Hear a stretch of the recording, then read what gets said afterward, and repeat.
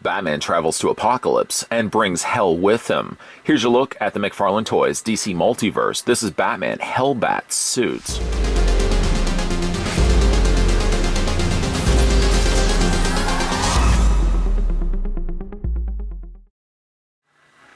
After losing his son Damian, aka Robin, Batman eventually found temporary peace, until Damian's body was stolen and taken to the fiery planet of Apocalypse.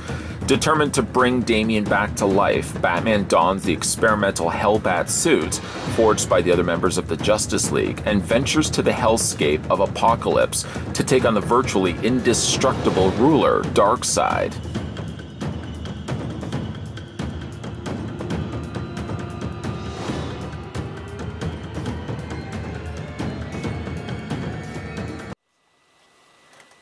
Now, I think if any of the figures screams McFarlane, it would be the Hellbat suit for Batman. This clearly is right up Todd McFarlane's alley. Taking the tape measure and putting it to the very top of the Hellbat suit, oh, it's such a cool looking figure. According to the tape measure, you're looking at it standing 7.8 inches in height. And that in centimeters works out to be 19.8, so about 20 centimeters tall. Here's a couple of size comparisons for you guys to get a gander at. This is the Hellbat suit compared to the regular Batman that we had a look at from Detective Comics. And seeing as I just happen to have her nearby, there is the Hellbat suit compared to one of the female released figures from McFarlane Toys, also the Harley Quinn. You can clearly see that there's a lot of extra plastic and molding that has gone into the Hellbat suit, who is a lot bigger than the other two figures on either side of it. Checking out the offerings that come included with the Hellbat suit, he comes with a trading card. It seems always the starting point for these reviews, where we look at the trading card as the first thing, and there's no sense in changing it anytime soon. A nice artwork depiction of the Hellbat suit on the front, which so happens to also be the same artwork that's depicted on the back of the box. You just realized that now? You silly guys. The Hellbat suit sort of kind of feels like an Azrael Batman heavily mixed with the Batman Beyond designs. Maybe that's why I like the costume so much. I really like the artwork depicted. Even though you don't see a whole lot of the suit in action, or really a lot of the suit's details, boy, that's a neat looking suit. On the back of the card, pulling from where the source material of which this character is based from, you'd be looking back to the archives of Batman and Robin number 35, pulled from the comic shelves in 2014. You probably still could source these out if you so wish. The real name is Bruce Wayne, that makes sense. What doesn't make sense, though, is the height and the weight seems the same as the regular costume Batman, the height being 6'2", and the weight being 210 pounds. You would think, kind of like Tony Stark, whatever suit he decides to suit up in would drastically change not only his height, but also his weight.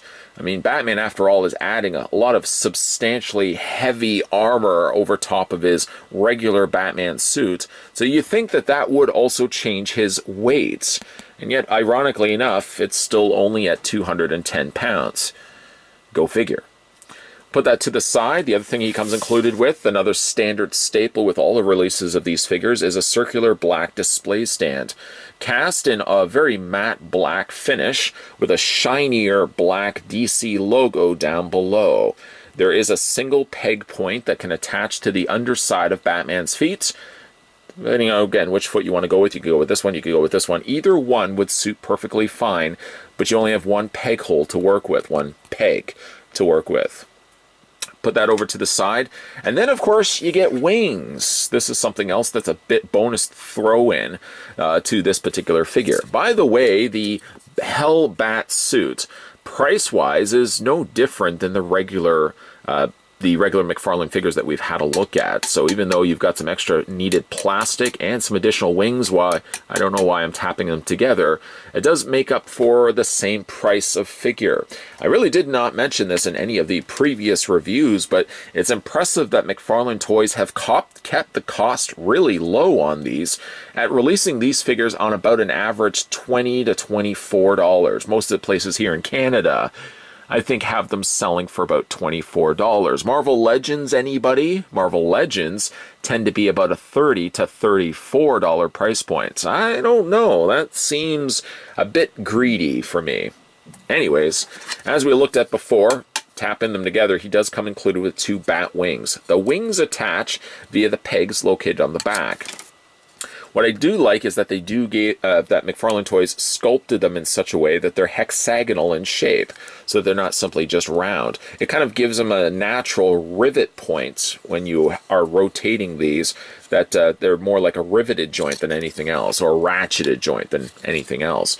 If you take the figure and you spin it around, you just attach the wings on both sides, and if you do get a little confused as to which way it goes, just sort of fan out the wing, and you'll know exactly that it pegs just to the back. Somebody says, hold on a second, hold on a second. Maybe you should be looking at the figure first?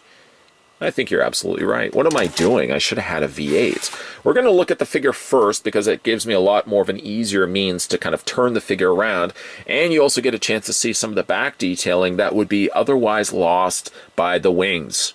Whoever yelled out, look at the figure first, thank you. That was logically something that made a lot more sense.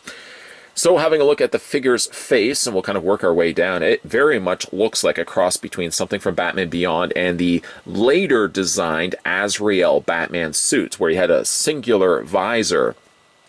I think, I'm not 100% certain, but I think it fell during the Night Quest run, where Azrael Batman certainly became a lot more armored up than he was initially when he took the mantle of the Bat, and he adopted this single visor across the front of his helmet here. And I get very much that when I'm looking at this costume. When, of course, you start looking at all the red adorned across the backdrop of the otherwise pitch black plastic, very much do I see a Batman Beyond vibe. I gotta feel like when they designed this costume, they designed it with the idea in mind. Let's see what we could do with designing a Batsuit kind of based in that whole Batman Beyond vibe. And I do get that happening here. It's a two-tone effect, so it's not simply all the exact same color. In fact, actually, if you want to be more specific, it seems more the three-tone effect, because there are certain areas that are more matte in finish, like, for example, Batman's legs aren't the same sheen of black as, like, for example, his waist, his torso, or his head. I like that it is a separate color altogether, even if you look at the side helmet. Here on the front, where the crest is, the main front plating of the armored head, you can see how this is a shinier black, and then on behind it is actually more of a matte black, and you've got some silver happening there as well. I like that the emblem is raised, so it's not simply just painted in place. It does feel like even if you wanted to, you could pry this off, only from the standpoint that it was probably assembled with this added into place, and not simply just sculpted over top. The one thing I really like also is that the panel lining is recessed, so you can actually even feel the little grooves in which the red has been painted inside of. It's really a nice touch the way they did that. Ironically enough, though, as I pick the figure up, I'm kind of facing myself, pricking my thumb along the way. Like, if I pick up the figure when I was moving the head, I noticed that the top sections, the ears here, are not sharp enough to draw blood, but they're sharp enough to certainly notice them when you run your finger across them. They have a little bit of a sharp point to them. There's a lot of sharp edges to this particular design. Sharp edges, for example, little pricks on the shoulders, for example. And of course, you've got the longer fanned out blades on the sides of his gauntlet. Something also that you don't normally see Batman with is sort of a medieval design, the way he's designed his gloves and the tops of his wrists have these protruding spikes that's sticking out. They're done in a more gray color scheme where they've dry brushed over top of it a silver. Again, it's nice just to add those additional color swaps to an otherwise all black surfaced figure. I don't know if it's supposed to be intentional, but it looks like the knee pads share a bit of the Bat logo happening there. Some nice sculpted that they put into the calf sections here, where you can see little grooves and slot sections there. And of course, you've got the big kind of foot guards that cover over his feet. I don't even know how Batman would necessarily walk in this. This would seem like it'd be a big hefty thing to move in. Of course, I do ask the question a lot of times, even with like Iron Man. I know Iron Man has things that move, like pistons and things that move, help move the suit, but at the end of the day, he's still walking inside a heavy armored suit. You gotta imagine that wears down his legs and his limbs, having to move and hoist himself up, hoist up an arm, for example, or Batman's case, lifting up a leg. Even if he was fighting Darkseid, you would imagine he'd tire himself out rather quickly with such a heavy armored suit like this. The back, as you can see, has some nice detailing done it to kind of look like a bit of a face, an eye, 2 eyes, nose, and a mouth, a bit of a mustache happening there. Again, like the red that they incorporated in there as well. On the front, you'll see sort of these panels on the front stick up a bit, and they're slightly a little bit more smoother on the back. Again, you've got some nice sculpted sections on the backs of his calves. Again, very big, hefty, these shoebox-sized boots that he has to be walking himself through Apocalypse until, of course, he confronts Darkseid for himself. I like that they also gave him some articulation in the toes. That's a nice touch. I know. We have to get to the wings. Okay, so we had a look at the figure. Let's grab those wings. And again, kind of just gauge how they fan out. They fan out this way. So when you attach it, you're of course going to attach it to this side of Batman. You don't really need to put a lot of pressure in place. It seems to fit in fine. And once they're even in place, you can still move the wing. But as you're moving it, you sort of feel, because of the shape of it, you feel like there's a bit of a ratchet joint happening. Sometimes, though, when you are moving the wing, if you move it too much, you do ultimately result in popping the peg back out. So just kind of keep an eye on that. We take one wing, we'll put that in first, and we'll just flatten out Batman's feet so they're not going to go anywhere. And then we'll take the other wing, and again, the wing just fans out like that. We're going to attach that to the back section just like that. And there you have Batman. Let's just bring that wing up, fan the wings out, and there we go. That is a pretty impressive looking Batman. The neat thing about it is the wings are completely independent, in the sense that if you do not want to have them displayed with the wings out, you can completely take the wings off if you wanted to. They do give you the means to fold them in, although they are a bit awkward where they fold in on themselves like that. I don't know if the cape is supposed to drape out as much as that. I mean, like looking at the source material, it seems more like the cape drapes further down. And it doesn't really give you a whole lot of clearance once you've got those wings folded back in place that you can really do a whole lot with it. I don't know if it's intended to be the case, but what's neat about it is it kind of mimics the shape of a bat. See the wings and then the ears on the top of Batman's logo? Here, let me spin it around so you can see what I mean. See how it kind of looks like the bat logo? Okay. Either way, though, I like the fact that the wings can actually fold in. It would be just obnoxious if you had to put these big, large, molded wings in place, and then you couldn't find anything to do with it. If you wanted to fold them in and keep Batman a little bit more compact, you can certainly do that. Or if you want to fold them out, simply bring the wings out. The hinges seem pretty stable and sturdy so far. They feel like they're nice and tight and they're not going to be falling back anytime soon. They're good hefty plastic, so I don't feel like I'm going to have any issues with those. And again, if you want to just bring those wings down, once you get them folded out, get to the desired height that you want it, you've got yourself quite the impressive looking Batman to look at. Now, there were two armored figures in the first wave of DC Multiverse. There was the armored Superman, and then there was the armored Batman. To Superman's credit, he has much more of the pops of color, the metallic blue and the metallic red. But I think I might actually lean a little bit more towards the Hellbat suits. Not only because I'm a bigger fan, I think, of Batman nowadays, but I think I just like the really cool midnight color scheme that he's got going on here with the very vibrant red kind of running through, like the blood running through his veins. I really think that's a neat looking design. So looking at this guy's articulation, I guess we could try to keep the wings in place. We don't really have to remove them altogether.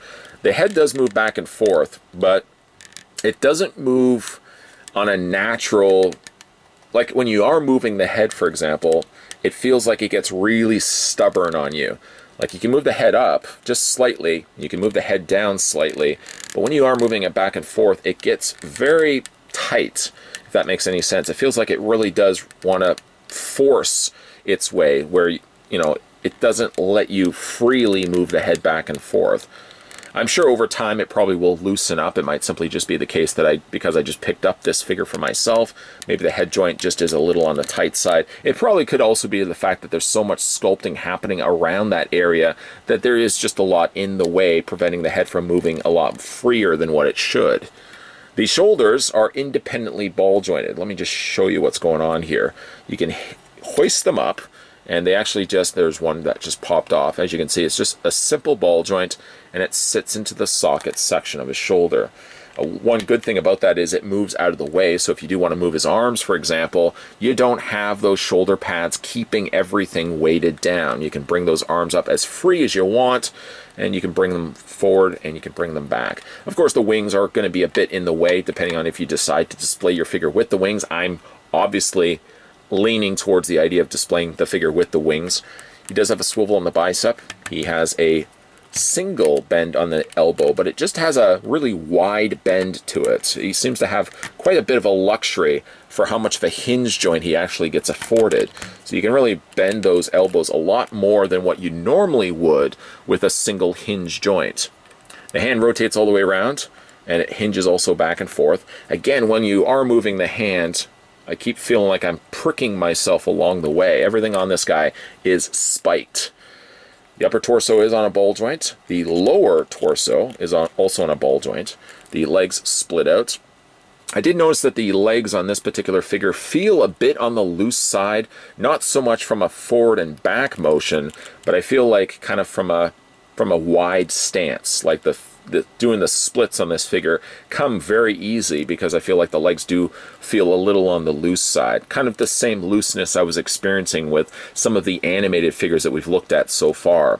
He has a swivel on the top cut of the thigh, more so just the way it's been assembled in place. He does have the single hinge on the knee, actually a double hinge on the knee. There's a secondary hinge right there. And then he also has the articulation. I thought he might have had a swivel right here, but in actual fact, it's only just a swivel in the boot. You can move it back and forth. You can hinge them up and down. You can rock them a bit back and forth, and then you also have the articulation in the toes. Nice looking figure. One of those figures where you have to kind of, well, you don't have to completely know the source material. I mean, it certainly helps to know what this costume is pulled from. I think to the credit of the Hellbat suit, even if you didn't follow the run in which Batman dons this outfit and travels to the dark dwellings of Apocalypse, I think you could still get on board the idea that he looks really neat in design. I don't know if I would feel as strongly about the Superman, which we will be looking at in the next review. Superman is good, but I think most people would probably jump on board a nightmarish looking Batman like this than a very heavily armored Superman like McFarlane has also released. Now, you got to believe that Todd McFarlane had a little say, or probably had a whole lot of say, as to why Hellbat Suit Batman was included for his first wave of DC Multiverse figures. After all, Todd McFarlane built a comic legacy and a company around one centric character that originated from Hell, after all. That's Spawn. So it seems like a no-brainer then he would choose the Hellbat suit for one of his first figures. It's obscure to some because not everybody was reading Batman and Robin back in 2014, so the character's design, though you're familiar with Batman, you may not be familiar with this particular costume. It certainly does evoke enough intrigue that if you do pick up this figure for yourself like I did, and then you want to learn a little bit more about the Hellbat suit, like I did, you then want to source out Batman and Robin from 2014 and read a little bit more about the suit that this figure is based from. So really, in that sense, it's mission accomplished. After all, it's an obscure design, but it gives you enough intrigue that I certainly want to know more about the Hellbat suit, and you probably want to know more about it as well if you pick up this figure for yourself. The neat thing about the DC Multiverse is for every Batman and Superman and Harley Quinn that we're familiar with, we may get more obscure characters, like the Batman in the Hellbat suit, or for some of us, the Batman who laughs, who weren't very familiar with the character to the point that the figure was released, and all of a sudden you want to learn more about the Batman who laughs. You may find yourself experiencing the same thing when you pick up the Batman Hellbat suit for yourself. You want to learn a little bit more about the character, and I think for that, again, it's a mission accomplished. Did you manage to pick up this figure for yourself? I always like reading your comments down below, what you guys think of it. I think of the two, and I don't want to sound so early biased towards my opinions of these, but I do almost feel like I'm going to be liking the Batman more than I will be liking the Superman. Superman does have a lot of cool things going for him, but I think if I had to choose one, and I didn't obviously choose one because we're going to be having a look at the other one in the upcoming review, but I think I probably would lean a little bit more towards Hellbat suit Batman, just my own personal opinion. If you guys are new to this channel, or let's just say you've been watching this channel for a long period of time and maybe other things got in the way, you were distracted by things, it all happens to all of us after all, make sure you hit that subscribe button down below. It's your best way to guarantee that when new videos are coming onto this channel, you won't be the person that's missing out on stuff. I don't want to be the person that's missing out on stuff, and I'm sure you don't want to be the person that's missing out on stuff either. Keep your peepers peeled because there's going to be a couple of other DC Multiverse figure reviews coming your way. We're, of course, still going to be having a look at. It's bold for me to say, of course, because you may not even know that we are. But I will tell you, we are still going to be having a look at the Superman figure, and we're going to be having a look at the Green Arrow. So if you guys are interested in picking up those figures for yourself, and you guys want to see an in-depth review of both of those, keep your peepers peeled because both videos will be coming your way. As always, thanks for watching, and I'll see you guys next time.